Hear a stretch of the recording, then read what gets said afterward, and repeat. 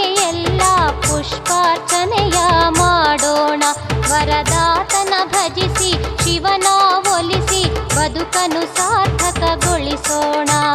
ಧರ್ಮಸ್ಥಳ ಕ್ಷೇತ್ರದಲ್ಲಿ ಸುರನೇತ್ರ ಹರಿಯುವಲ್ಲಿ ಅನ್ನದಾತ ಮಂಜುನಾಥ ನೆಲೆಸಿ ಹರಿಲ್ಲಿ. ಶ್ರೀ ಭೂತನಾಥ ಸ್ವಾಮಿ ಮಹಿಮೆ ಮೆರೆದಿ